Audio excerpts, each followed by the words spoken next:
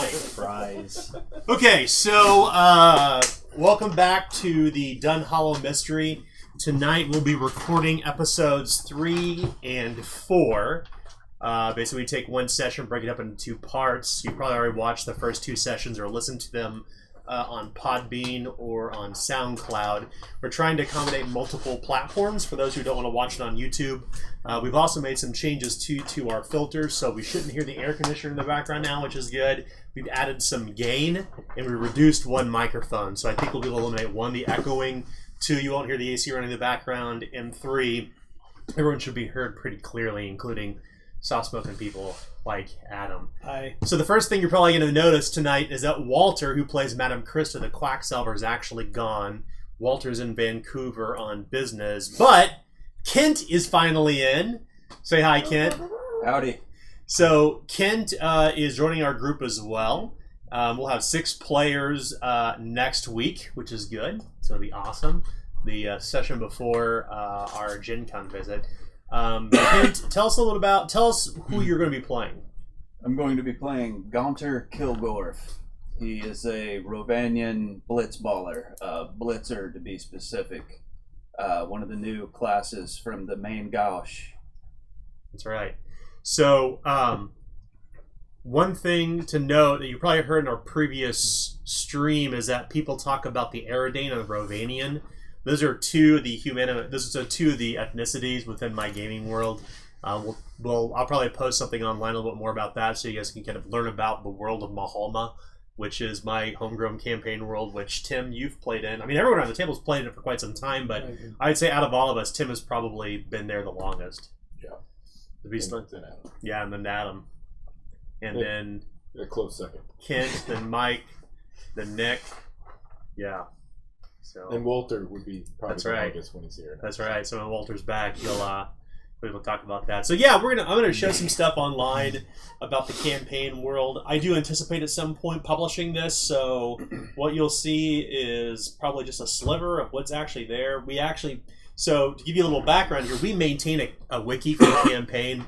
I recorded all the notes over the past couple decades for our campaigns and organized it in a wiki-style format. And we have 2 wikis, one which is like the non-publishing version, which is filled with like 4,000-something pages, and the other is around 1,000 pages, the one we're actually going to be showing you. You guys will be access to it here soon. And we're recording stories from the characters' perspectives. I urge players to make updates because they earn 25 reward points for doing updates between sessions from their character's perspective. We'll open that up to the public here shortly. And the only person who did it this time was Adam for Tuck Fitzroy. Yeah. So you get 25 reward points. Yes. And remember, anytime that if you do an update on the wiki, internally get 25 reward points. I prefer for you not to do them after the session. Like, you can't do last week's after this session. So please do it within the 7 days that we play. Plus, it'll give you guys who are watching or listening kind of insight to what's kind of happening from the character's perspective. It's always interesting to do that. Mm-hmm. I've always found it interesting from a storytelling perspective because I used to write it myself, and I was like, well, I just want to hear from players, see how they kind of brought it in. So with that, we'll probably hold off on the Gen Con talk because it's not until next week. But maybe we can start by talking about house rules. So I've been taking in feedback from a lot of people, just kind of listening to some of the problems they have as Zweihander, and some of the problems that I think we've identified too. And I have some things I want to talk about that I think will be interesting for us to explore. So first off, and I know everyone will absolutely love this, in the book, when you fall prone, you don't drop your weapons. Well, in my game, we don't. I know, right? but in our game, we would always have people drop their weapons when they're knocked prone. So basically, if you did a knockdown, you get a free disarm. Well, that's going away. So, so when you knock people prone now, they don't lose their weapons, including if you get knocked prone, you don't lose your weapons, unless you crit fail. Surprise! What? So yeah, so just out of reach is not. No, not anymore. No longer just out of reach. Yeah, that's right. So I would say the only exception to that is if it's a critical failure to resist on your part with a takedown. Makes sense. So that's really just a point of clarification for us. It wasn't necessarily a house rule. It's a correction because it's a house rule everybody here I think hated it. I was not a fan of it when it happened to me, but I loved it when it happened to other people. And I'll tell you, nobody ever disarmed. Why? why? Because you get a free disarm with a takedown. So I limited that. Even my last character had a free disarm when I took an aim, and I never did it. That's right. For me, it wasn't getting disarmed when I was knocked down. It was simply that of, well, why disarm? I didn't mind that so much as the... It took away. Then you gotta spend 2 AP to recover your weapons, and it's kind of a pain in the ass. It goes both ways, though. That's right. But, it does. Yeah. It does. Right. So that's gone. I always get knocked down. That's Right. I know, right? Or you can't knock somebody down. So another thing is really kind of a rule change I instituted last week, and nobody seemed to notice until you asked about it afterward. I'm kind of moving away from this idea of opposed tests, like making a skill test and then determining your degrees of success. Let's just handle opposed tests by simply taking a D10, adding your primary attribute bonus, and comparing it. It's just so many rolls, so much math. Let's just simplify it. We're gonna try that. Let's try it out. We did, yeah. We did it last week. Well, we did last week with like trying to find someone who was hidden. That's right. Yeah. That's right. Yeah. I think the That base seems to work out assumption well. is like you can make an opposed test if you have even if you don't have a skill rank, just roll D10 and add your primary attribute bonus. I mean, I think it's kind of a easy way to handle it. Plus, it's less math. So, as an example, I like this math. when you were looking for the hidden brigands last session, I said, roll a D10 and add your perception bonus. And then I rolled a D10 and added their agility bonus, and you won that contest. If they rolled a 6, you got like a 14. Right. So that's how we handle an opposed test. So I think we'll make that change, and it just seems like an easier way. So how do you handle It also skills then? gives better bonuses to some of the That- lesser used. That's what I was going to say, Yeah. precisely. What's this now? It gives more weight to... Intelligence, willpower, fellowship. Yes, bonuses. yes. I do like that, but I'm curious is what's with the skill ranks then? So that's a good question. I think we'll need to resolve it at a different time. But remember that opposed tests are a rarity. They're, Sure. you know, No, they not are. common. And I don't want it to be overcomplicated. So I think what we'll do, I we'll find it fine. we'll Yeah. talk about that. Sure. But it's an important consideration. Something else that came up last session with Sir Harrison Claviger and the brigand he managed to brain to death. Mhm. Oh yeah. So I didn't mean to kill him. when you said like I didn't mean to kill him, I think what we can do. This is kind of an interesting approach. Is if damage is going to kill someone, you can elect to pull the blow. Okay. So instead, they will remain grievous. They will be grievously wounded, even if they're not currently grievously wounded. They'll go to grievously wounded, and they'll be incapacitated. So they'll be knocked out. But they could still die. Certainly, if you say I pull the blow, they're not your blows. That attack's not going to kill them. Oh, okay. Now, this is not a hard and fast rule. So, for instance, if you're under a tremendous amount of stress, Sure. or in fear and terror, you're like, I'm gonna pull the blow. Well, you've always seen movies where like people don't mean to do something bad, they end up doing it anyway. So I think that the guiding rule will be, I will tell you like, you're gonna kill this person with the amount of damage you did, and you just have to. I'll pull the blow. I want to just knock them out. Okay. Could you do something like where you could elect to instead do a perilous stunt instead of an attack when you get the opportunity? No, because you're already at that point where you're about to roll damage, or you've already rolled damage right Well, no, normally you're like, okay, they're moving away. Would you like to make an opportunity attack? You say yes. there. Could you say, can I instead do a takedown? So no, because perilous stunts are not reactions. There's a reason for Okay. that. Correct. Yeah. That's why I didn't even ask Okay. because I knew that. I'm fine with Opportunity being able attack to is pull a just- blow. I just didn't yeah. know. Yeah. Yeah. It's It's just just like, I basic wanted to attack. trip But that's it. a good Well, question yeah, though. But I think we kind of did this when we played D&D. We Like, used to do it, I don't want to kill him. It's like Right. shit. So I think what we'll do is like, if this guy's like, if the person's like near death, and you're like, I don't want to kill this person, Dan. I want to knock him out. Like, Right. boom, he stays grievously wounded, or Right. he becomes grievously wounded, and then he's incapacitated. So his peril is incapacitated. So if you pull the blows and he goes to grievous wounded, or would you still roll injuries? No. Okay, because you This is pull just- the blow, this you're is- attempting not. Well, harm them you don't roll anymore, for but- injuries when you kill somebody. When somebody's True, that's slain, what there I'm are no saying. injuries, That's what I'm right? saying. That's So right. you wouldn't. It's So you redundant. wouldn't Well, do that's that, what I was right? meaning. I mean, because if they go to grievous, you do roll. You're right. But they're not going to grievous. So, Right. as You're an actually example, just knocking them out. if they're currently grievously wounded and you do enough damage to slay them, you say, I'll tell you, like, you're going to kill them, you want to pull the blow. Like, sure, why not? Okay. Or if they're seriously wounded and moved to slain, we would simply adjust the damage condition track up to grievously wounded, and Right. they're incapacitated. They'd be incapacitated. I just didn't want anybody to be confused about injuries. Right. Like Right. because grievous, Well- when you knock somebody to grievous, the biggest benefit is injuries. Right. Since it is a house rule, it's also something that we can think on as well. Yeah, and just I don't care about the injuries. Yeah. I just didn't want to confuse Right. the world out here. So that's good. That's a good point. So the third, and this is probably my favorite change. I'm a little disappointed. It's been about a year and a half, and we've been playing for quite some time. And we had almost 4 years of playtesting leading up to it. But we really didn't introduce gunpowder weapons until the latter part. I've been a little disappointed with how gunpowder weapons work.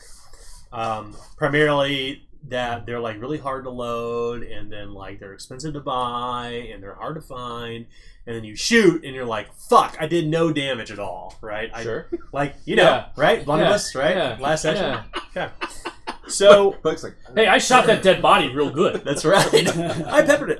So I think what we're gonna do is we're gonna have gunpowder explode on a 1 or a 6. Huh. oh, okay. Let's try it out. And then still leaves you flat-footed. What Because do you mean flat-footed? you can't dodge a parry. Can't dodge your parry. You cannot. Yes, correct. That does not Right. change. We're simply Right. instituting that gunpowder will explode on a 1 or a 6 as well. Okay. Gunpowder weapons specifically. The weapons with the gunpowder quality specifically Okay. will explode on a 1 or a 6. Just gunpowder or volatile? Gunpowder. Okay. Volatile is if you critically fail. The weapon either locks up and has to be cleaned, or it blows up in your hand. Critical, it's going to blow up. Yeah. Blam. It's So never when good. it explodes on, you said it explodes on a 1 or 6. So when you're getting your 1 explosion, it's still just 1. Right, you still get Yeah, to roll. 1 It's- plus. you get to roll again. Okay. Yep. Oh no, I thought But the like, damage the gun counted. exploded. Okay, No. sorry. Whew. I was thinking the no. same. I was like, man. Sorry, Fury I'm like, dice shit. explode for a gunpowder weapon So, on a 1 okay. or a 6. Okay. So, like, let's say you roll a 1. Yeah, I get it now. So you're like, that's oh, one. shit, I just... Yeah. I wasted all that time, Right. 5 rounds to shoot Yeah. this. And 4 shot. AP to load. 5 rounds to shoot this person, 1 AP to and I shoot. rolled a 1, so Yeah. that would explode. So you'd actually get the second one. Okay, Right. I like that. So yes, the Fury die for gunpowder will explode on a 1 Okay. or a 6 moving forward, and that's I like that. no matter how many dice Wait. you roll. So you may just roll like, I got him. He was surprised, and there's a D6 on top of that, and so we got that. One thing we did speak about last time. This is a Remember point. that, go. This is a point of clarification, but probably will become something that'll be official in Zweihander at some point. This I see as something that is kind of a no-brainer. We talk about assisted skill tests in the book, but there isn't really any rules around assisting in combat. So I think what we can do is say, if you want to assist during combat, it's a reaction. So let's say that you're going to use a melee attack or a called shot for 2 AP, and you have an AP banked. You're like, I'm going to assist him. Well, you can assist as a reaction for 1 AP. Now keep in mind that if you are defenseless, you cannot react when you are defenseless. And I'll tell you that. I'll make sure to let you know that.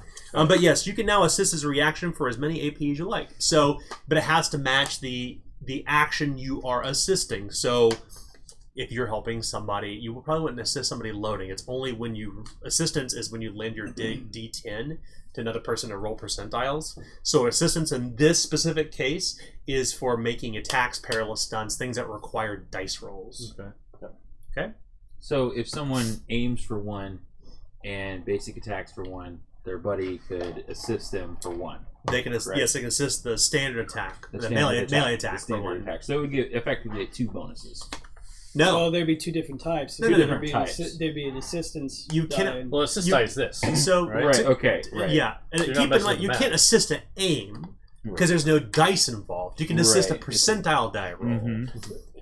Yeah, more opportunities to roll success or failure. Or Correct. critical failures. Or critical failure. That's right. But it would make sense that I can't help you on a martial. Like if you are doing some kind of, if you're using you a don't martial have the weapon, I skill. can't. Well, I would be able to assist. well, would you? to a point of clarification there. So if you remember in the book, you cannot assist a skill test unless you have at least 1 skill Skill rank rank, in the right. skill that Right. your ally is using, your friend. So it's still the same with attacking. Yeah, absolutely. The same thing. Yeah. You're just, that's it. So, Okay, then so like let's say he's trying to use dirty tricks, which runs off a guile. Yep. If I don't have a guile, I can't Nope. help That's with dirty correct. tricks. Okay. All right. I'm just. that's correct. But you That can makes now, sense. but now you can start thinking about coordinated attacks. Coordinated perilous stunts. Like if Like you're your monsters like to do. yeah, that happens. What? No. Alack. Oh shit. So last house rules. Really kind of something I've been doing behind the scenes, and I've only kind of tipped my hand last session. But I think what we're going to do for Perilous Stunts is always a question of, like, what is my difficulty rating? Takedown, Chokehold, Splinter Shield, and Stunning Blow will now be determined primarily by the difference in build. Someone who's larger will have an easier time knocking down someone who's smaller. Someone who's small will have a harder time knocking down someone who's larger. Okay. So, as an example, someone who's larger with a two-handed weapon trying to splinter a shield will probably have a better chance against somebody who's tiny and has a small shield. So that will be kind of a rule I'm going to use moving forward. I'll give you a little bit more kind of understanding of what's happening behind the proverbial screen, my invisible screen I have here. But I'm going to rely more on build. I think build's kind of underutilized mechanic in the game. But sure, the one time I'm not corpulent, huh? That's right. So with that in mind, though, the corpulent person shouldn't be able to dodge as well either, though, right? So that's a good question. I mean, if the corpulent person is able to... That's a good question, but we are not addressing that with attacks or reactions. We're addressing it with Perilous Stunts only to start. Okay.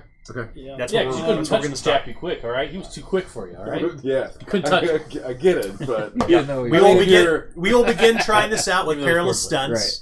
I mean, Adam is the only frail one in the party.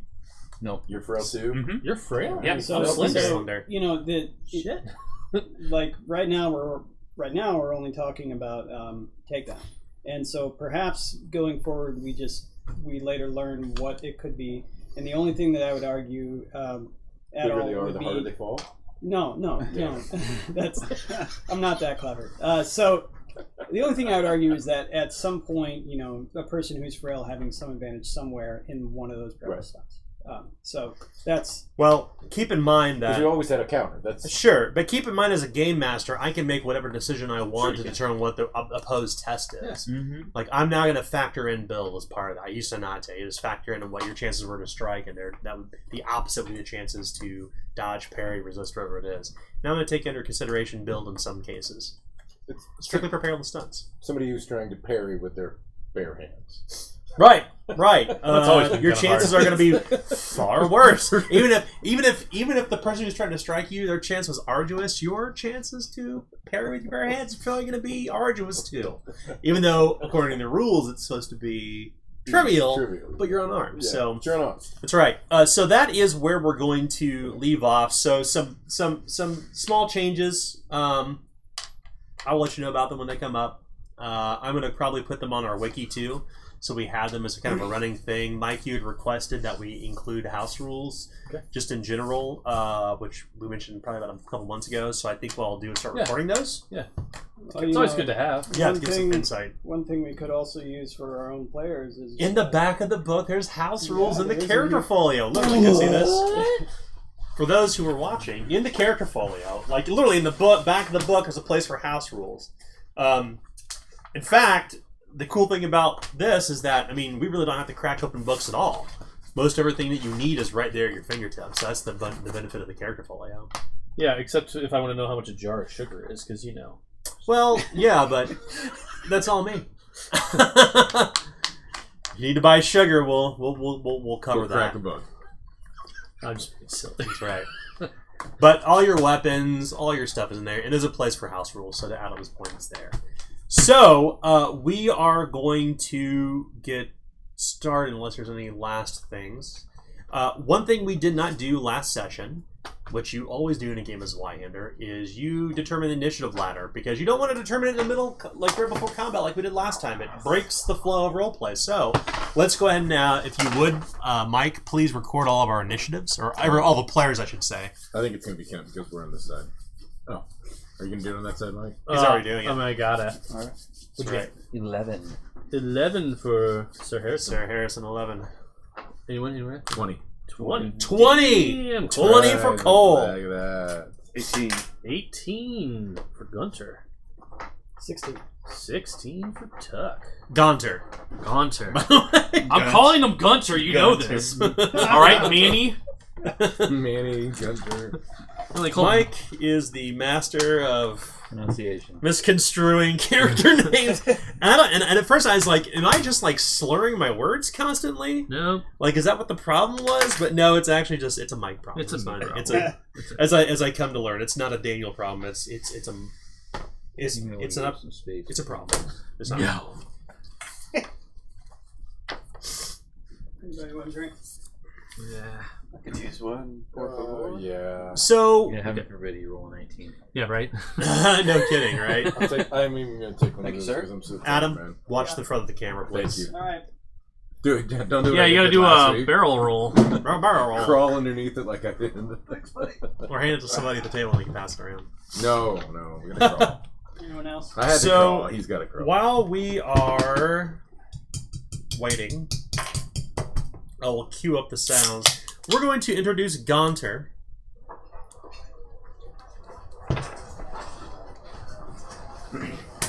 Oh wait. Let's erase that. Let's see how that goes. We've not slept. Yeah. Don't forget, some of you guys might be hurt, like me. That's right. So, let's talk about what happened last game. So, initiative looks good. Okay. Alright. So, last session. What happened, Tim? Where did we start? Where did it end? We basically started on the road. And we're traveling in a coach trying to get to the Lord, or our Lord. The barony of That's right. Dunhallow. The barony of Dunhallow. Without looking at your sheets, can anyone name the coachman? You mean Ernst? Oh, he pronounced it correctly. I was Okay, going to say good. Ernest, but That's yes, right. it is Ernest. So yes, you were on the road. So yeah, and we get stuck. Why were you on the road? Why are we on the road? Because we're trying to get to the barony. Right. Right. What's happening in the barony? Oh, Mike, did you actually tell us what was going on? I believe I the read letter. this Yeah, entire Oh, you did letter. read the letter. That's right. Okay. So yeah, there's basically some up jumps that are trying to take over the land, stealing away the lumber, and That's there's also a fine. guy with is it her barrister? You mean He's trying Mr. to- Hugo Downey? Yeah, he's trying to stay, Mike. Like Mike's on it tonight. I maybe have skimmed through this thing before we started the game, so I remember. Love Nice. it. Good move. Yeah, so she's being taken advantage of, and he's the only, at this point now, Yeah. he's the only remaining heir. That's right. So you're on the road, and you get to Throgmorton Station, which is where the road wardens stopped wagons to inspect cargo and let them pass their way beyond the area around Old Lork. What happened then, Adam? Traffic jam. Oh, that's right, traffic jam. What happened, Nick? We were stuck because the road was blocked ahead of the guard post. Mm-hmm. We had to go. We went and investigated, and there were some pilgrims there who had some spooked horses that had run off into a ditch, blocking the road. That's right. Well, I mean, I think it was oxen, because we were talking Oxen? about riding oxen. And how Yes, it's that's right. terrible, It was terrible oxen. idea. Yeah, there's some joke, I think, that Matt and Krista said, do not ride the oxen, Lord I thought it Wesley. was, oh, Do not ride. do not. I can can ride a imagine, horse, yes, but yeah. I can't drive a That's horse. right. But what spooked them? Does anybody remember? Yeah, something that they thought was some sort of an elk. Or a wolf or something. Or a wolf. But he said he thought it maybe was a boy in a mask. Yeah. Yeah, Boy, wearing some sort of horns or something? Or yeah. That's right. So, what happened after that, Adam? Well, we helped them out. The Lord tried to suggest to them that they should hire help, Mm-hmm. but Yeah. they didn't have any money. So after that, we did help them, and they offered us dinner, and we declined their offer. So then we went back and tried to talk the gatekeepers into letting just our cart through, making everyone else move their carts to the side.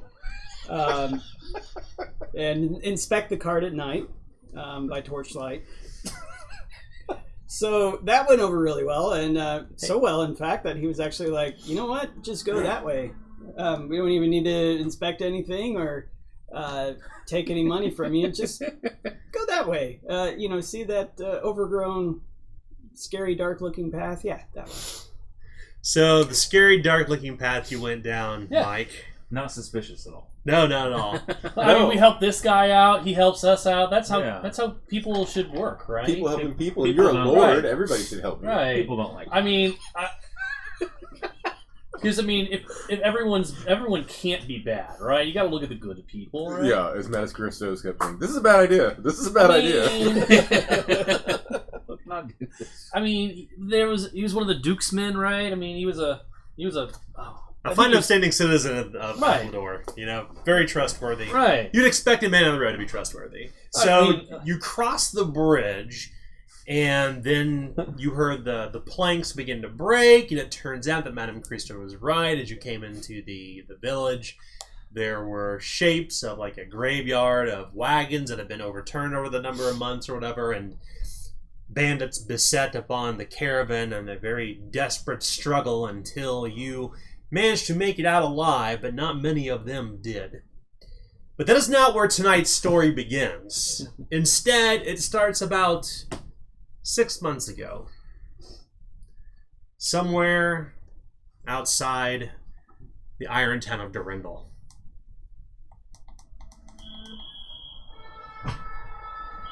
The roar of the crowd fills the wooden bleachers and stadium of this old footlist.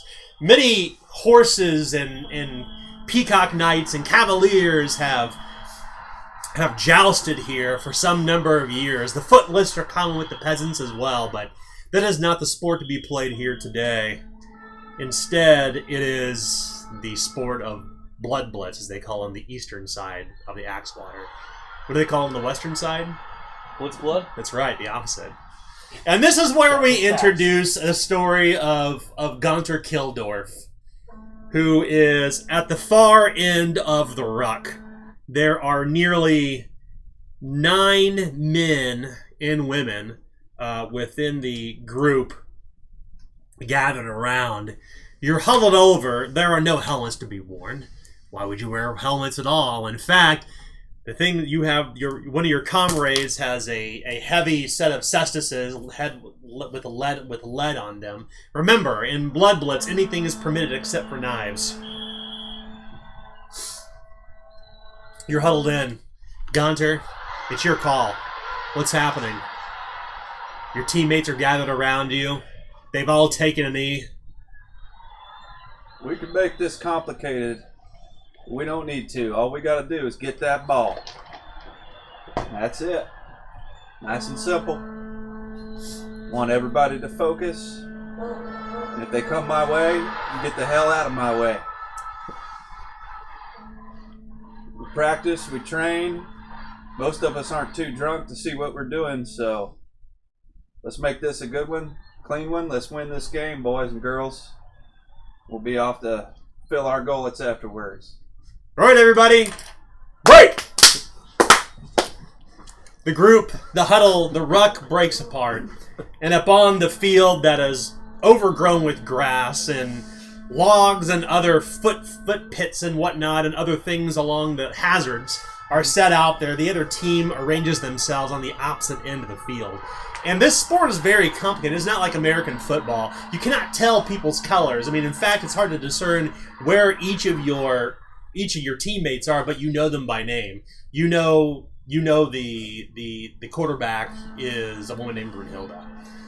Hair of silver, very frighteningly tall, but none so taller than Gaunter Kilgorf. You give the call, and you make the play, and you run. You're storming forward, and suddenly there are 2 men coming towards you, wearing heavy, kind of spiked shoulders with spikes upon the end that have been, of course, rounded off at the tips as to not puncture an eye.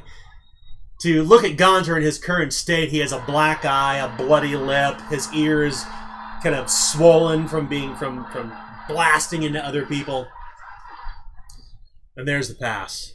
Suddenly, Gaunter goes running for his life, quickly dipping around the 2 men who are running after him, collapsing upon themselves. But you stumble. You stumble across the root of a tree. It's not like these are like traditional fields. These are done just literally within fields between trees and apple orchards. You stagger looking around and you can't find anyone. Everyone seems to be behind the copse of trees. You quickly twist and suddenly you see the pigskin inflated, sailing through the air toward you. You need to make a coordination test. This test is flipped to fail. Your test, however, is challenging.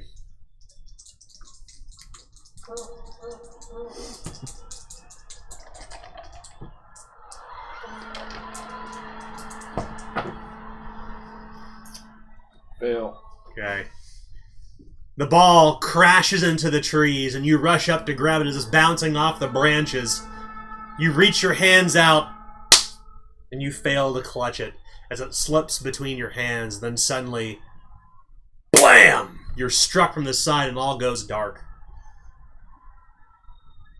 That was the day that Gaunter lost the most important game of his life. We won't talk about what happened afterward. Instead, we will simply pick up 9 months after that game. You were sitting in the Crossroads, or I should say, you're face down in some bowl of porridge that you'd been slopping. Everything in front of you is kind of, you're seeing double. You were so incredibly intoxicated you've been drinking this entire evening.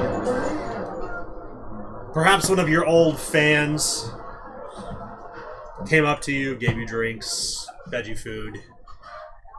But everything's kind of weaving and moving. You're kind of in the sense of vertigo. You've been waiting here for Lord Wesley and his collection of his host. As you all come inside this place that is this small tavern in the Crossroads, it's as you can imagine it. Many travelers kind of pass in and out. It's somewhere toward nightfall when you had arrived and had turned over one of the brigands to the local guard. But you came here to this tavern to find Gaunter. The air wafts with pipe smoke, the sound of clattering pewter jacks, the smell of the mead, the people, balmy and hot. It is an autumn day. It is an autumn night, but this night is very, very warm inside here, despite the fact that the windows are open. Some of you still nursing your injuries. Others still a bit tired. Everyone may move their peril condition track to imperiled.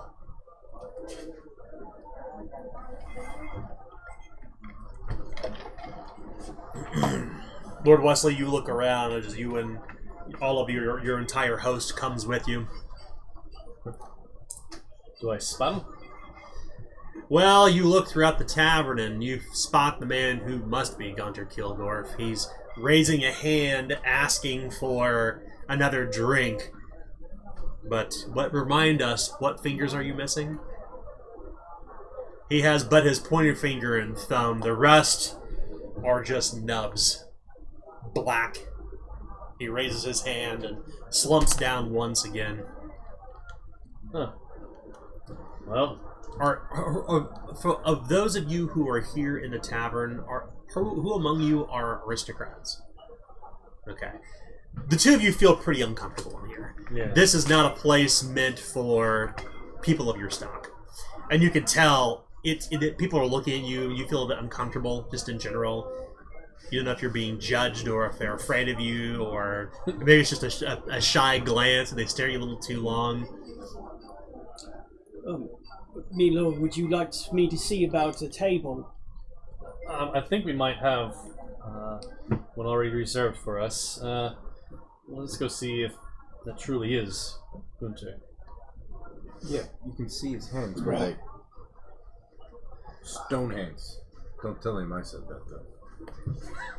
Gaunter, you kind of pull yourself up off the bench as you hear a collection of people approach, and at first you think it's debt collectors. You think it's the local racketeers because you owe quite a heavy debt.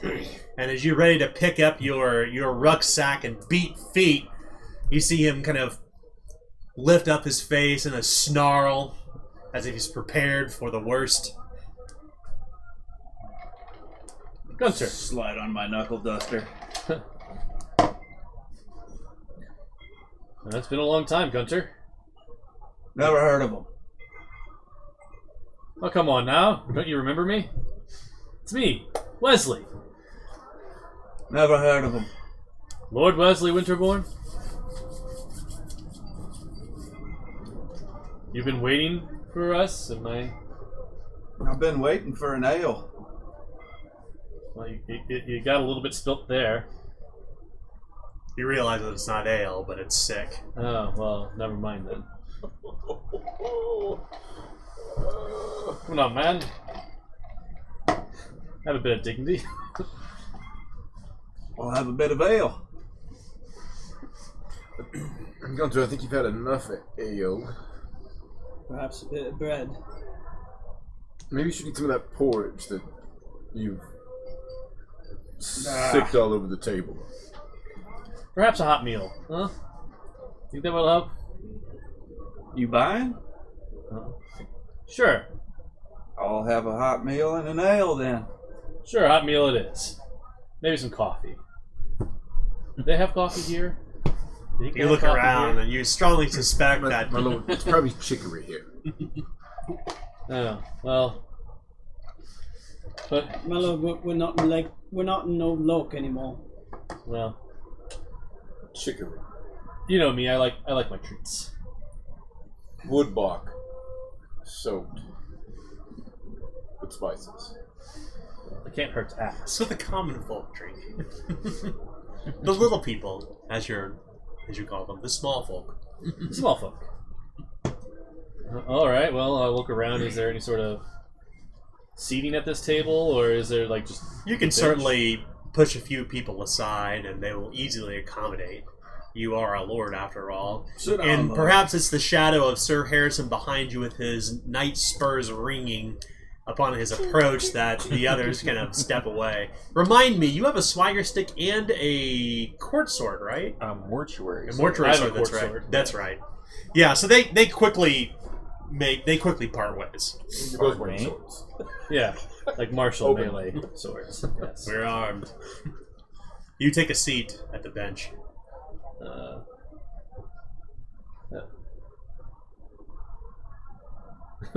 Just looking at Gaunter like, One more ale. Nobody is coming to serve you. This is not a place that would have servants. oh, Yeah. Tuck. would you be so kind? Let's go to the bar. Yes, me lord. I'll get you what you need, Thank you. me lord. Thank you.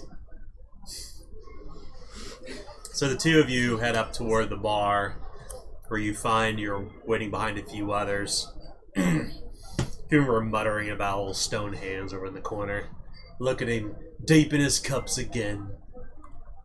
They get their drinks and they move aside as the two of you approach. A rough-looking fellow with gray whiskers and a 5 o'clock shadow, this long mustache. He looks at you kind of funny, like he's trying to strain his eyes to see you, and the place in here is very dimly lit. What do you want? My good man, my lord Wesley Winterbottom is here. Winterborne is here, and we'd like to know if we could have a hot meal or so, particularly one for our good man Gaunter. You do look a bit pecked for the lot of you.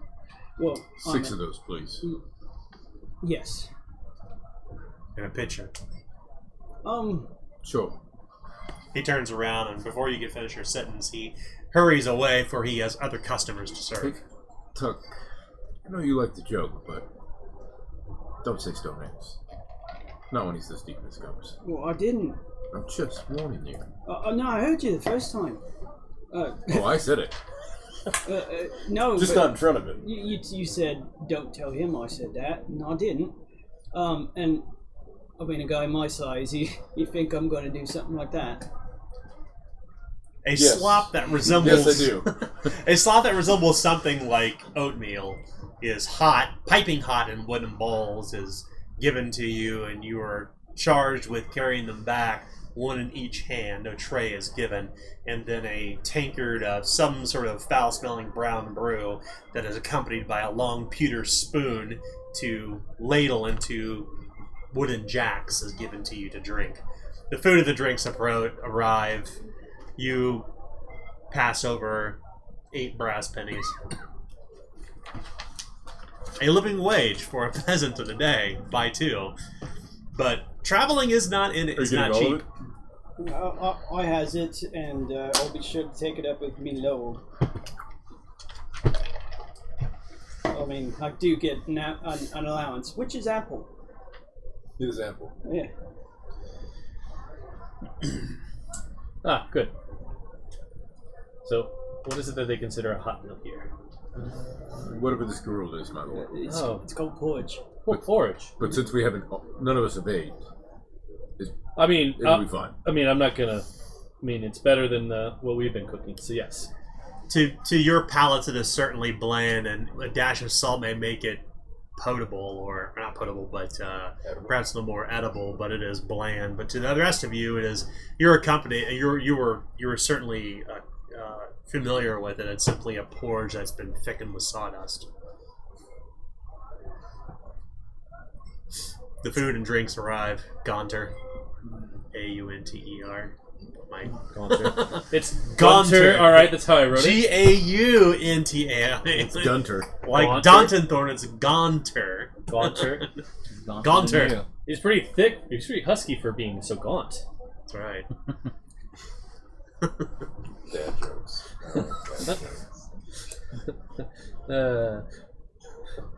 All right. Well, perhaps we can sober him up. He what's does not the appear plan, he will sober up tonight. The man's been drinking all evening. So we pick up Gunter, and we do what? Well, the plan was come here.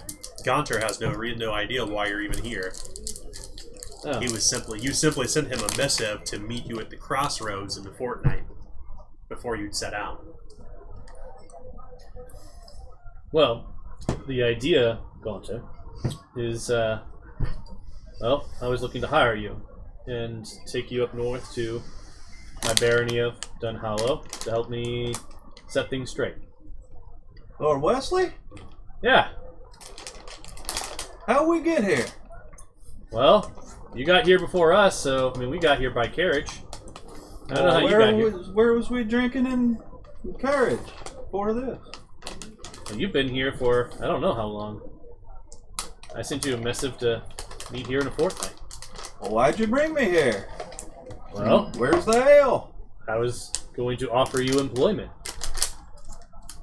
Drinking ale? Well, no, I can do that myself. What do Well, I need someone else to drink my ale for? I don't pour ale for lords. You know that. That's what I got. That's what I got Tuck here for. He's been my man for many years now. So what are we doing then? Nice to meet you. Huh? Big, long-time fan. Thank you, son. It's an honor. Thank you. That's You, why I you lost got my an ale? ass. You got a little extra in there? You could, Yeah, I was a huge Oh, fan sure, until I lost my absolutely. ass on that last match. Thank you, son. Thank you. All right. So we was riding around in carriages, drinking ale.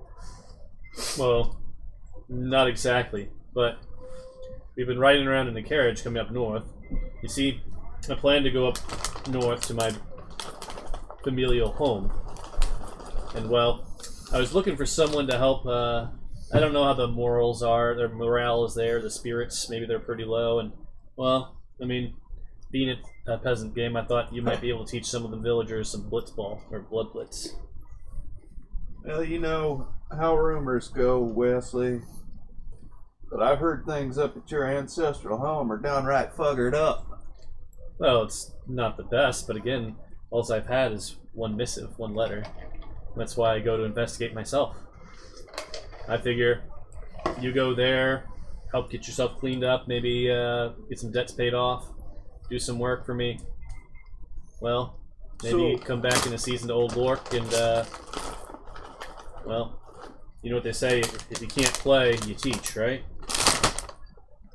Well, I don't know about all that. There's always ale to be drank, and always ladies of the evening that have needs that need to be met as well. I don't really care much for any aspects of the balling anymore, to be honest with you, but you always did right by me, and after, well, you know. The match.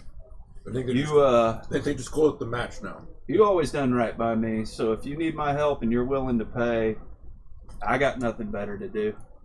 I'm glad to hear that you're in an agreeable mood. All of you know that he is of a very prickly temperament. And to prod him so may cause him to punch you in the face. It's a very sensitive subject.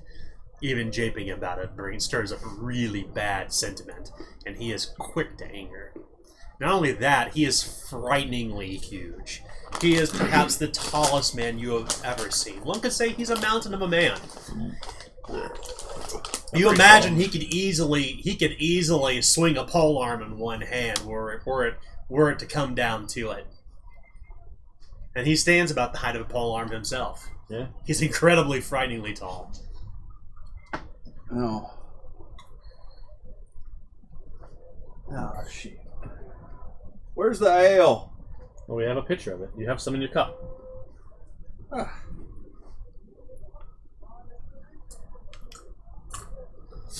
So should we?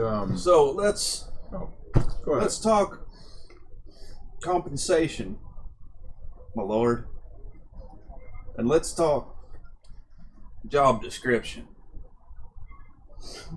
You want me to smash some heads and break down some gates and maybe shake the shit out of a few ne'er-do-wells to gather some information, or what are we looking at here? Well, hopefully we won't need any of those sorts of skills. Mostly, I would like you there as an extra body of someone that I know, that is, going into an unfamiliar area with people that you don't know and maybe can't trust. Well, that's doomed to failure. So that's why I've gathered these men and Madame Krista as well. But so I'm looking mostly for you to, well, keep an eye on my back, just like Sir Harrison is, and perhaps help liven the morale of the peasantry once we get to the small hamlet that we get there. Because, again, I don't know their morale. It could be quite sour. From my understanding, they're not in the best states, but everyone loves a good game of blitzball, right? Blood blitz. Yeah. If you say so. Well, and plus, like you said, I mean, it might be good for you to get away for a little bit. Because, well, it's not my job to collect your taxes, so, but there are others. Yeah. There's collectors, all right. My coin purse ain't no more lighter than it was the last handful of times I saw them sons of bitches. Mm-hmm. Well, that's what I propose. A way for you to potentially make some money, clear some debts. Because, well, if things go go well in the north, If I'm not mistaken, better. One of your family's neighboring contemporaries, if you will, just so happens to be a brewer of a pretty select kind of ale, if I'm not mistaken. Is that right? And it's possible. I mean, with the woods there, I mean, it's an interesting area, so perhaps they do brew some there. If I'm not mistaken, there may be a couple of, what do you call them? Well, we call them hooer houses out here, but up there they got them fancy lad names for fellas like yourself whose lady folk of your kin would never have you stepping into an establishment of such low repute. What do they call them up there? Well, it's a hooer house, but nicer. They got them, right? Sure. I mean, I can't tell you that they don't. I don't know if they do either. But Well, for do my- they or don't they? I'm gonna go with I can't say yes, so I'm gonna say no. I wouldn't want to lie to you. Listen, it may not be easy what I'm asking you to do. You're not going to be able to drink and whore your way the entire way through. Shoot, then why would I want to leave here? Because it's better than ending up in a ditch. I ain't in a ditch. Yeah, but you're gonna. Eventually, they're gonna stop being able to rest on your laurels, Well, and they're just gonna. Well, if Pig ain't gonna pay, you just put it down. you know, I mean, you know how old Lork is. That's why you're not there right now. But you ain't too far away now that they can't send them in to come get you. Yeah, well, the Crossroads is not even a quarter of a day away. Crossroads is where people come to get away out of old Lork. You come north with me, it keeps you safe for a while. You come back with some money, you can pay some debts off. That way you get those hounds off your back.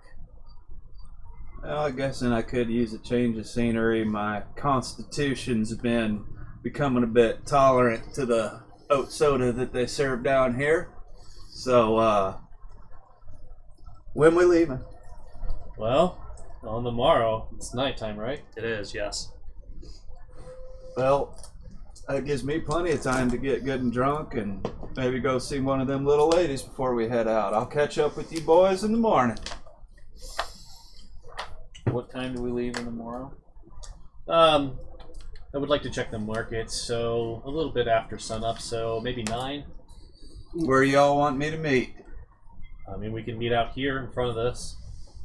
Oh, I ain't gonna be nowhere near here come morning. Well, where are you going to be then?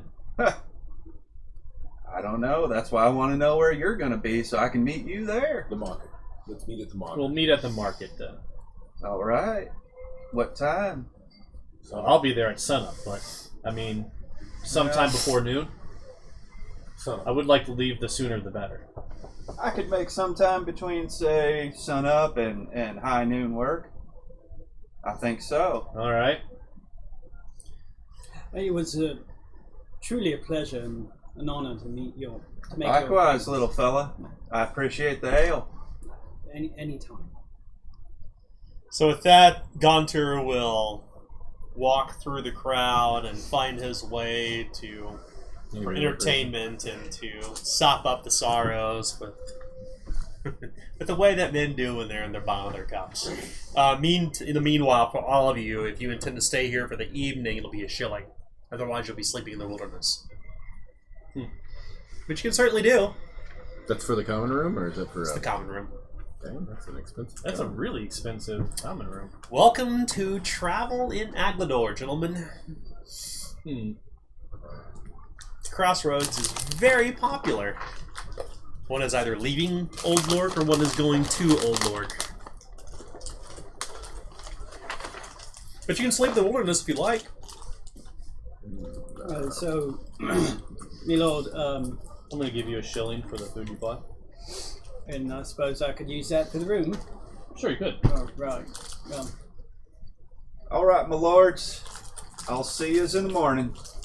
I'm going to get up and stumble out to the local cat house.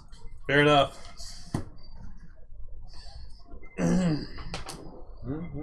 Be 2 brass pennies. You need to roll to see if your constitution can handle. Oh, he's already intoxicated. No, I was So thinking, the question is, for medieval. tonight, is there anything else that you wish to do this evening, or will you simply retire for the night? You've had a pretty rough evening. Do they have any sort of animal mender, physician, someone that can take a look at me? At 2 o'clock in the morning? No. I didn't know what time it was. Yeah, this is literally right after what had happened in the abandoned All right. village. So, what are we to do with the? We already dropped them off. He's already been turned over to the authorities. But that person has already. We're glossing over that. Yeah. So, all right. Well, I suggest early to bed, early to rise, and well, like I said, if you have any last purchases or anything you want to purchase beforehand, this is going to be your best market to do so. You already know it is 3 days from here to Dunhallow. The route that you will be taking, there's no one on it. It's an old road.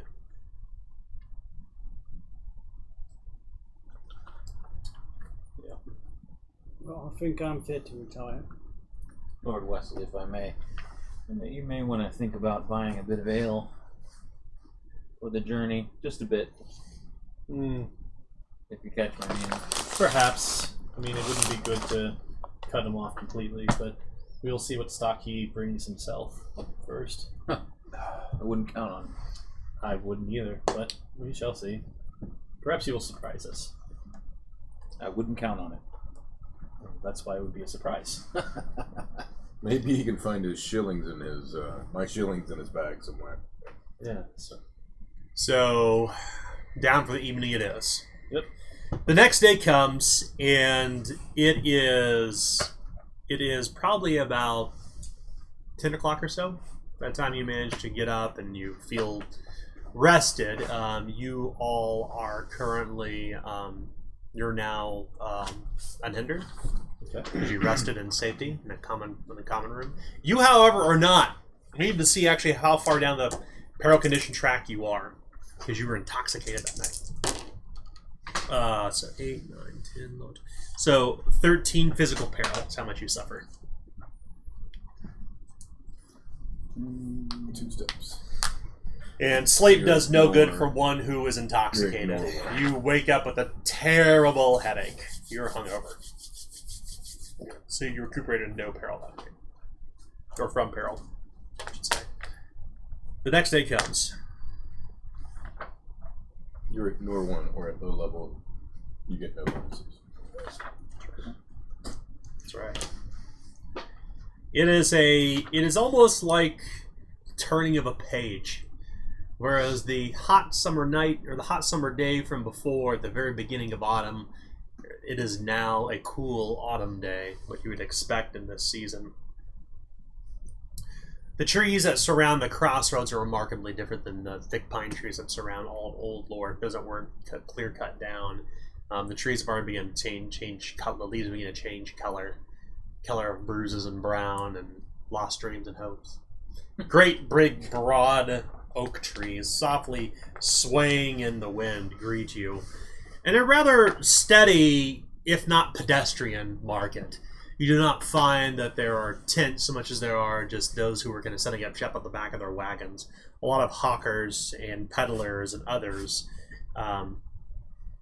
make trade here.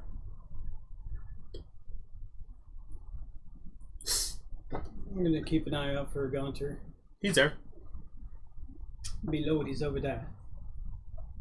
Look at the sky, like, oh, it's actually earlier than I expected. Mm-hmm. Well, Do least we we know. need anything for this holdfast of yours? sorry, say that again? Do we need supplies for this holdfast of yours? Is it well stocked? Is it... I mean, do you even know that? Well, I mean, from what the letter said, a lot of these sundries and such and trappings were sold to peddlers, so I would expect going in with bare bones. So if you have any, creature comforts, you might want to try to see if you can find them here. Hence why I will be looking for some sugar, some jar, like maybe a jar of sugar and a jar of coffee. Perhaps some tobacco. You'll be able to find jars of sugar, certainly, but they are at a premium, as is jars of coffee. So you'll pay 1.5 times, or twice the amount of price that's currently in there. Now, hold on a second there, Cletus. I know that when you see this lord, who may or may not have a bulging coin purse on him, that you think you can take advantage, but these are my people now. I'd like to step in and help negotiate that price. Certainly. Go ahead and make a routine bargain test. Yeah. Since I'm involved in this, can I actually try to barter as well? Do you have a roll of bargain? I do have a bargain, yes. Okay, so we'll let Kent roll, and Kent, when you roll, add an additional D10 for your percentile. Not add, she's the better of the two, I should say. Let's see. I'm trying to figure out what it's worth here, and perhaps take it up north with me.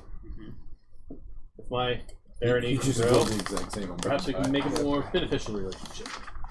I do. What's that? 7 years. Tim, Yeah, would you give that's him a hand, please? Okay. So, 32 for bargain. but I've got a plus 20 to my fellowship because of an ability. Okay, so you have rolled a 32. You have a 39 base. So with a 20, that's 59. You have a success. All right. The local peddler will wins, but he will give you the price as it is in the book. One time, normal price. Normal price. That's Oh, my. plus 14. So it would have been 69. Yeah, you got it. You're You got it. Success is a success. I was using my cultured upbringing. Yeah. When I use fellowship, it's a 50% off. Nice. So Well, that's when you buy. That's when you're buying advances. anything bought with Yeah, so okay, that's when you purchase it. My bad. But I think regardless, you succeeded. So You I think what we will succeeded, do next time when you make a skill test, because you haven't played in a while, Kent, we'll walk you through how to make the skill test again. Cool. Yeah. Yep. Thank you. Yep, no problem. Yeah. So. Anything else you wish to acquire, my lord? And all those who wish to purchase supplies may do so through the benefits of the negotiations already. Yeah. Okay. So I mean, I'm definitely gonna get. So that's 7 shilling plus 2, so that's 9 shilling total. Some tobacco and perhaps some What's the cheapest intoxicant liquor. I can buy? Alcohol? Well, but If you're looking for like stuff like that, then you want. What do you mean? The inspector stuff. Certainly you can do it when you're drunk. Stuff like that. Can Yeah, I? I didn't think I could. Yeah, use anytime. alcohol. Alcohol's an intoxicant, so yes. Okay, well I knew it was, but I thought it was Yeah, you would essentially be looking for black market goods. right. Is normally what you would look for in that case. Or I'm sorry, medicine. My apologies. Medicine. Yes, medicine. Yeah, you would need to. In this case, you could probably just simply buy a snifter of whiskey for 3 shilling. Okay, Tobacco is a shilling for a pouch of it, by the way. I will do that. Then. I'll do that too. Okay. Grab me some more stuff.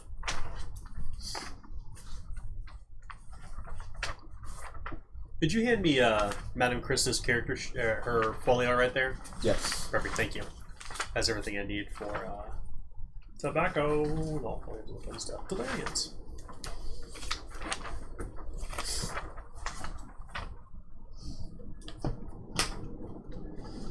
Any other trade that you feel you need to, anything else you need to acquire before you leave?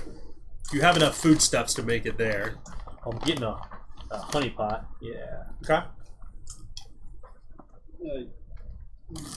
I look at the merchant and ask, do you have an animal mender here? Oh yes. He contorts his face and says, "You don't find the animal in his head. You do back an old book for that. Huh. No traveling priests. No animal menders, no physicians, none of that sort here. Nay, those raisins. Nay. Well, that's a shame. It is a shame. Do you think with all the traffic here, they'd have some sort of animal mender? Goods coming in and out. Well, I mean, but Old Look's just a day away. That's true. It'd be easy. Not even that. It's a quarter of a day away. All right, guys, we're going back. No, just kidding. So, does anyone else have anything they would wish to purchase while we are here? Anybody know how to even use the bandage? Because I don't. So I'll make 2 jars of sugar. Yeah. Take it, tie it. It's good. Yeah. You tie it around where it bleeds.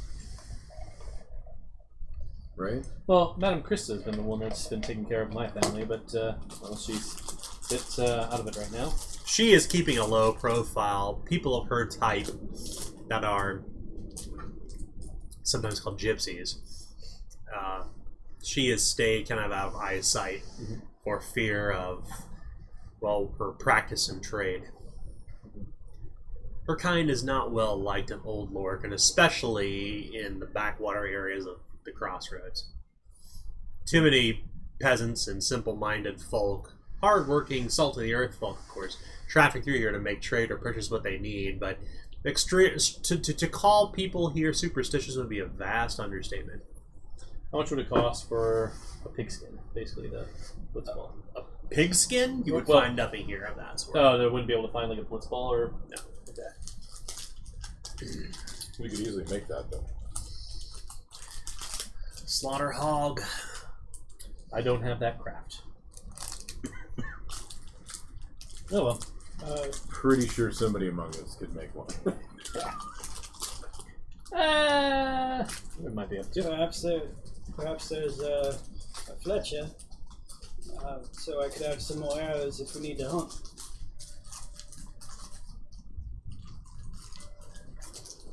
Ah, that's good thinking. They say you feed a man a fish, he eats a fish. But you teach a man to hunt, you eat for a little bit longer.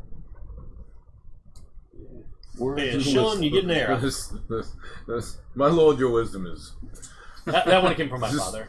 amazing sometimes. So I've got 3 now. You want me to have any more? I don't know. You plan on missing a lot? Well, you see, whenever It was I a used a joke. bow, it was never. Oh, well then, You have a hunting bow, so if you need to hunt animals, you can certainly do that. Just keep in mind that if for some reason you decide to pause and hunt, it will take you out. It will potentially delay you by a minimum 8 hours. Oregon Trail. Just remember Oregon Trail. You stop to hunt. You don't hunt along the way. you mean I can't sit on the top of my carriage and shoot buffalo? That's right. That's correct. With my blunderbuss? That's right. Oregon Trail, man. It's just Oregon Trail. Just think about that. You gotta stop. I'm just saying. I know. I'm just being silly. You gotta shoot at the right time because the bullets don't exactly get to the bucket that's passing. Shoot it a minute before. That's right. Well, I mean, And be the doctor so you can buy as many Godfrey, bullets as you and want. if you want us to have more, then it'd be a shilling per arrow. I think So- 3 might fit us for now. Okay. Anything else you wish to do here? Lest you lose the day. Yep. It is almost midday now. Well, we got our rations and everything we need there, or should we buy those? He said that we have enough foodstuffs to Okay. get us there. Yeah. So we're good then. Alright, then yeah, we're good. You have enough preserved foods from your own personal stock that you acquired before you left Old Lord to get you to Old Lord, and enough to help you should you get lost in the wilderness for 7 days. Okay. You are certainly prepared. Alright, well then. We are well prepared, then I am prepared. So, to the barony, then. To the barony. Okay, so, to go from the Crossroads to the barony will take you north 3 days. That is a very long way. Many of you have not been more than half a day outside of Old Lord. You're not really certain what to expect up there, but just from talking from the locals and speaking with Ernst, that there isn't anything between here and there. There's practically nothing. So, Not even a carriage. the path you will take to Old Lork, the road itself, is not a proper road. Nobody goes north. Essentially, what you're going to do is you're going to travel from here to what's called the Weald's Edge. The Weald, of course, being the great forest that surrounds it's around most of Aglador and the Rovayne Girdle. But it is that nobody goes north by road; they go by river. Indeed. Well, it'll be longer than we're all used to. It'll be more dangerous, so we'll keep our eyes out. I will need someone to help me watch the road, Ernst says, kind of rubbing the sleep from his eyes. His eyes are kind of roomy, almost like they're covered in, like, what we'd see as, like, cataracts or glaucoma, something like that. So he has a hard time of seeing. Someone to help me find the path along the way. Watch for the sun and the stars. I can do that if my lord wants to Sure. ride in the carriage. Is that a hint that I need? Navigation. That is what you're going to do? Okay. Presumably. No above Nope. board talk, guys. No. Alright, well, I guess I'm doing it. Okay. Volunteered. That's right. No takesies backsies. Takes you back. Love it.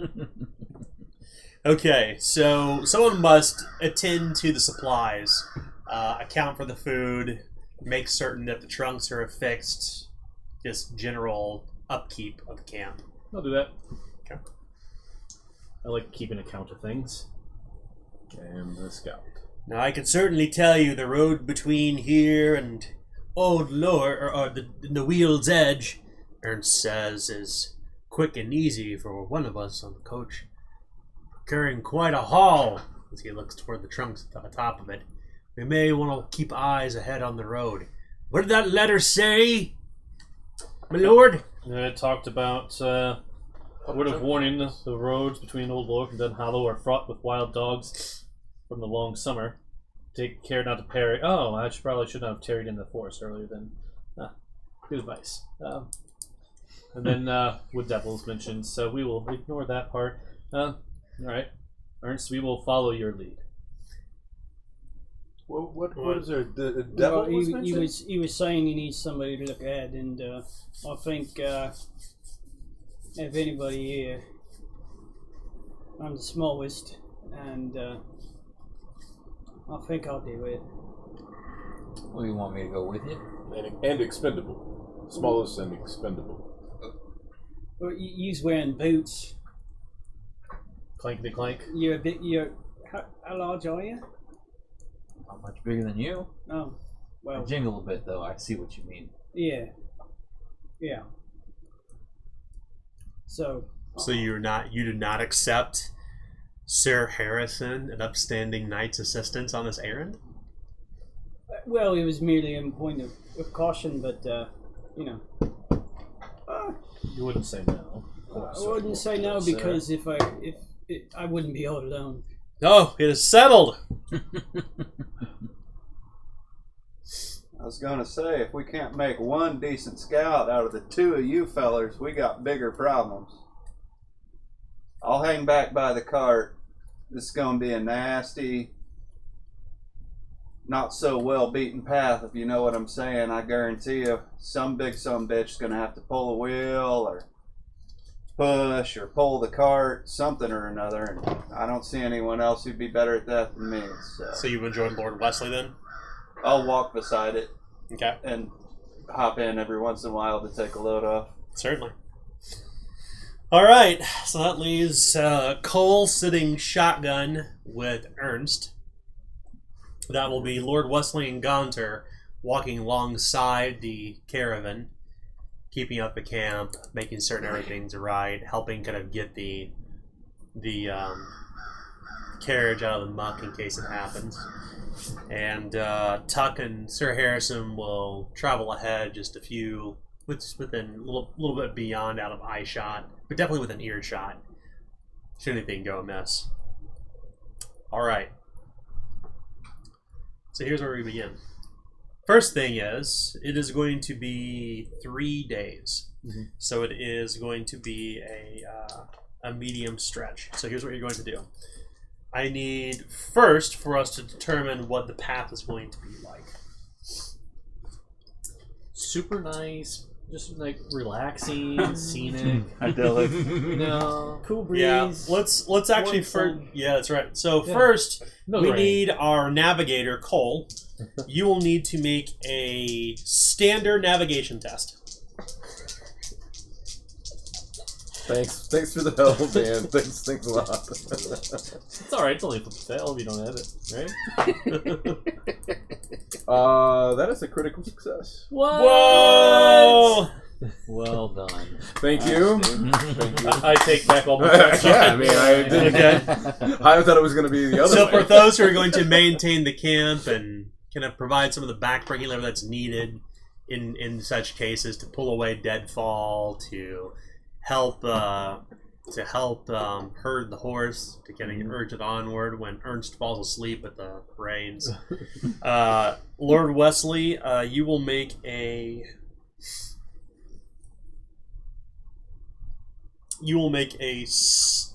oh, yes, that's right.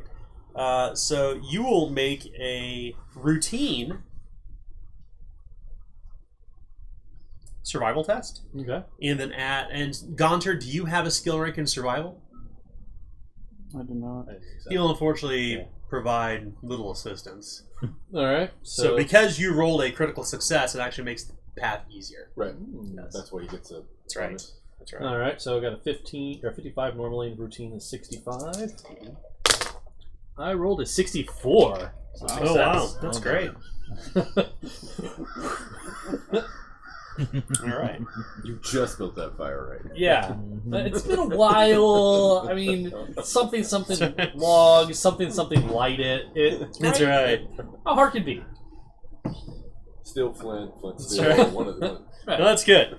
So, for those who are going to take a watch ahead between Tuck and Sir Harrison, Tuck, you'll need to make a routine stealth test. Sir Harrison, do you have a skill rank in stealth? No.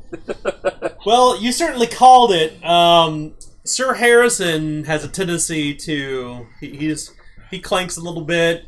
He's certainly nimble on his feet, but his boots kind of make a solid thud as you're walking amid the grass, and he's just kind of a noisy guy. He's loud and proud. All right, get used to it. He's regaling you with stories of the Yes. military.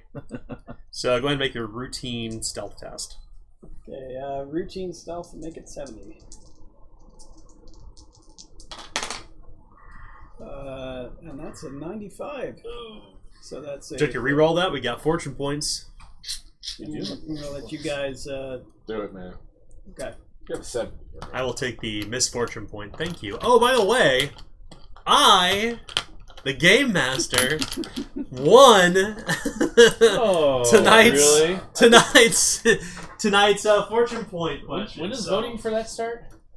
Yeah. When does voting for that start? Yes. When- Oh, it happened. So I get 2 fortunes tonight. Sorry, guys. Sure. when You the didn't game vote? uses The it- fans have I spoken. didn't know when or where. The fans spoke. They said that, and I can tell. I'll check Twitter real quick to make I certain that believe it's up to it. date. I believe you.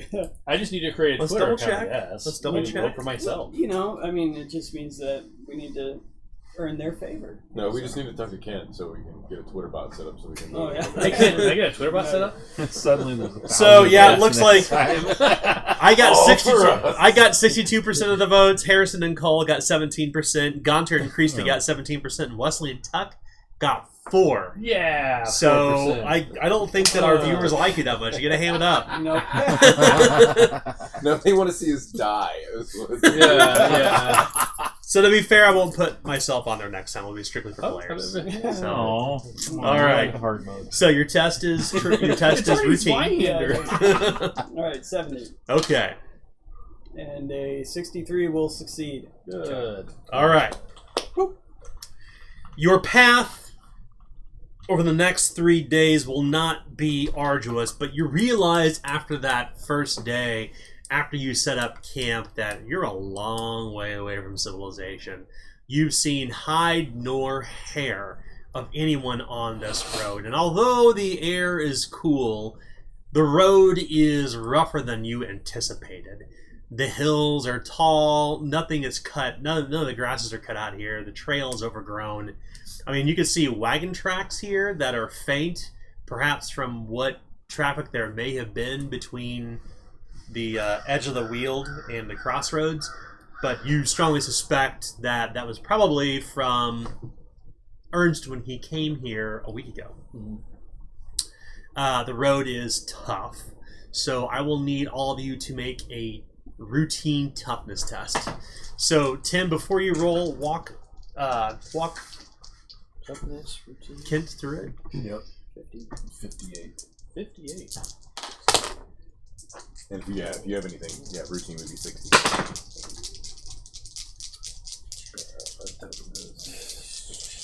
52. Here I go. Did you crit? Worst roller in the history. Fail. Okay, so anybody who failed, would you like to re-roll? You Sure. can use a fortune point. I'll re-roll for a fortune. Okay. You want to re-roll? No, you know I don't do that. Okay. So the two of you have failed. You don't want to re-roll, but No, I already used Kent one. is going to re-roll. Re-rollo in this case. Reroll. Oh, nice. Well, the good news is that half of you take to the rugged path. It is not easy by any means, but you manage to weather the storm. The bad news is that not being within the confines of the city of Old Lork and having the comforts of the tall buildings around you and the same bed you would sleep in, and the same familiar faces of the street corners, and knowing where you're going, knowing the city like the back of your hand in the wilderness, it's a little unnerving, but more importantly, it's a lot tougher than perhaps you anticipated along the way. What was that noise? I don't think I like the countryside. Over this long 3-day stint in the wilderness, you both will suffer 16 physical peril.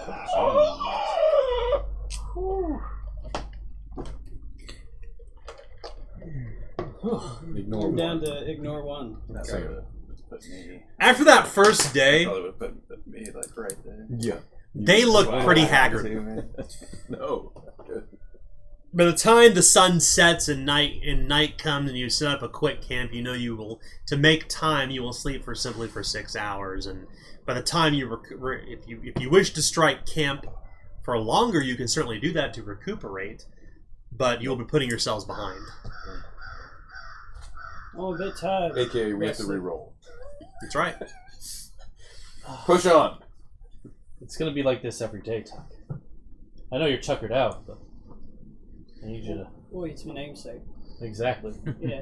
But, I don't know. You're sitting up here. I'm walking along the side. We got Gaunter on one side and me on the other. Well, I guess it's not the first time I've taken your punishment for you.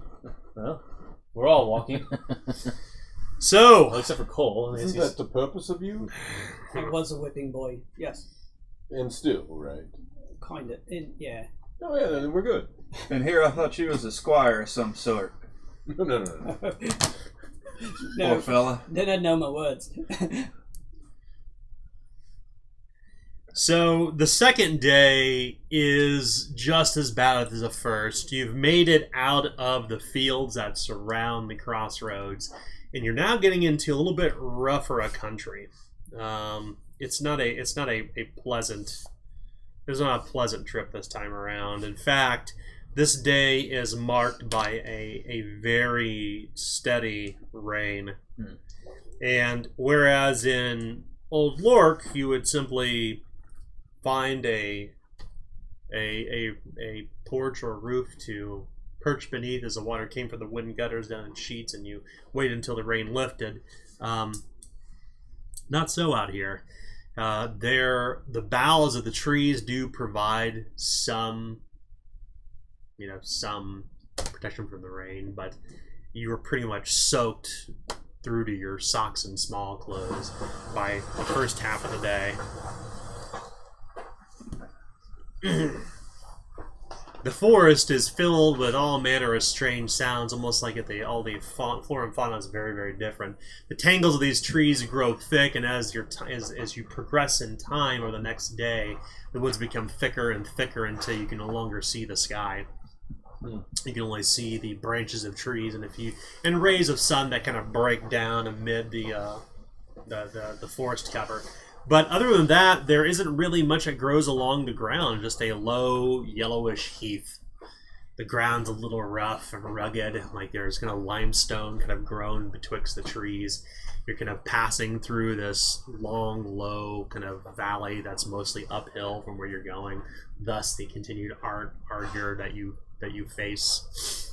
By the time you settle down on the second day, your fire is very bright because you have nothing out here but deadfall to pick up. The fire is warm and inviting. That autumn night is not as wet as the day, but the ground is still wet. Fortunately, you managed to eke out a decent fire regardless, as you picked up driftwood in anticipation for such a thing, thanks to Lord Wesley and Gaunter. They had thought to pack away sticks in one of the trunks and inside the coach to keep dry from the rain. The third day, I need our guide, in this case, Cole, to roll 2d6.